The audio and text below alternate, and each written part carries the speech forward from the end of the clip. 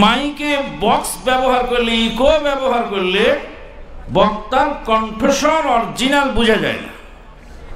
আল্লাহ যে বান্দাকে কণ্ঠস্বর দিয়েছেন, এটা কি খারাপ নাকি? এর মধ্যে মেকআপ মারার দরকার কি? আর ওই বক্সের মেন সমস্যা যেটা, যে কথাটা রিফ্লেক্স করে, কথাটা বাড়ি খায়। বাড়ি খাওয়ার কারণে কথা অনেক সময় কি হয় বোঝা যায় না। বলছিলাম আল্লাহ রাব্বুল আলামিন হাসরের ময়দানে বান্দাকে ডেকে বলবেন, বান্দা সালাত পড়েছিলে কিনা? বান্দা বলবেন, হ্যাঁ সালাত তো পড়েছিলাম।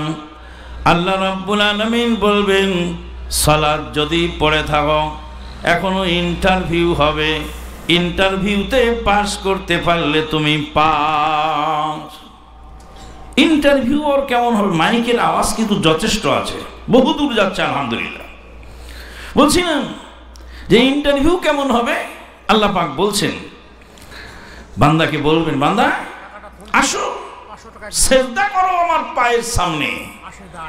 আমার পায়ের সামনে লিখে রাখেন, আশেদা মাসেদা যে যা দেয় সব লিখে রাখেন।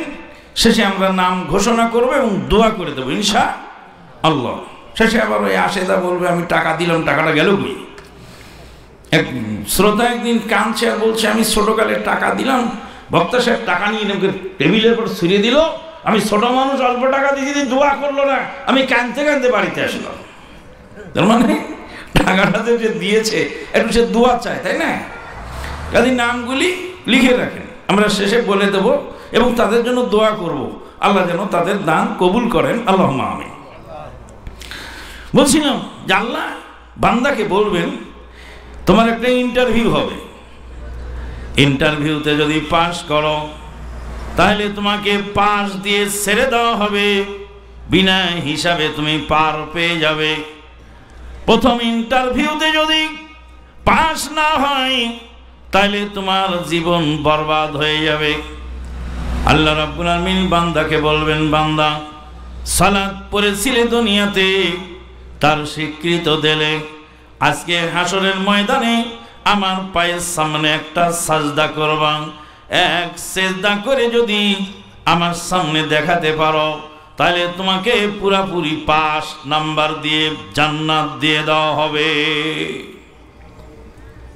আল্লাহ পাক বান্দাকে বলবেন যেটা সেজদা করো। আল্লাহ সেজদা করার আগে নিজের পায়ের নলা খুলে ফেলবেন। আল্লাহ পাকের মহত্বের লুঙ্গি, আল্লাহ পাকের লুঙ্গি মহত্ব, আর চাদর হলো অহংকার। আল্লাহ বলেন, আল কিবরিয়া উরিদাই, অহংকার আমার চাদর, ওয়াল আযামাতু ইজারি, আর মহত্ব আমার লুঙ্গি। আল্লাহ পাক মহত্বের লুঙ্গি সরাবেন, পায়ের নলা বের করবেন।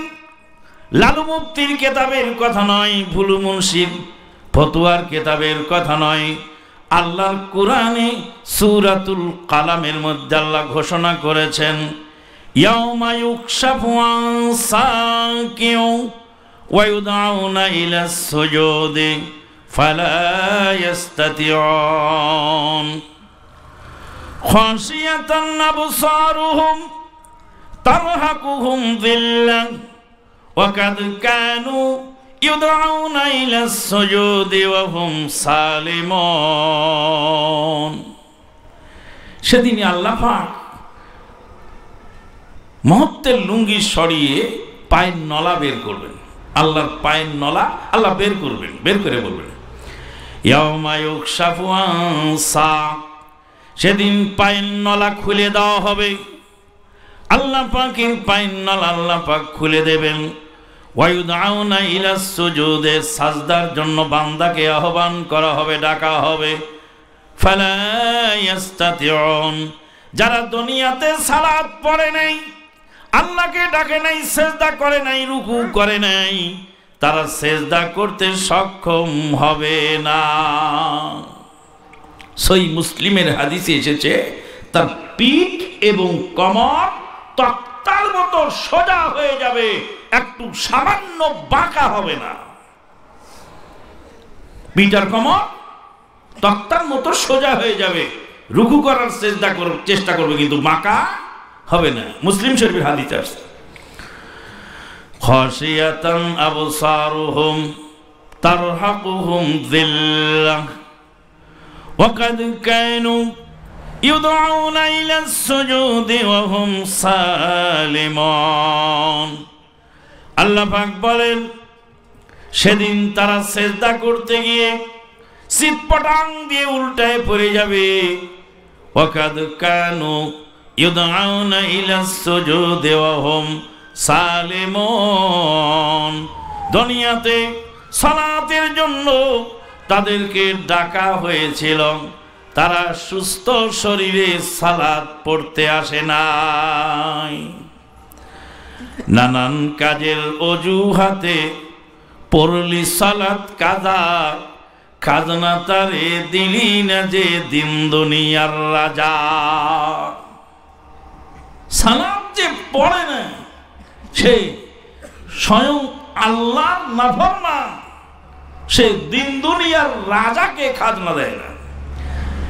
নানান কাজের অজুহাতে পড়লি সালাত কাজা, করলি সালাত কাজা, খাজনা তারে দিলি না যে দিন দুনিয়ার রাজা। সালাত না পড়ে আল্লাহকে আল্লাহর ঘরে হাজিরা না দিয়ে যে বেনামাজি, সে দিন দুনিয়ার রাজাকে খাজনা দেয়নি।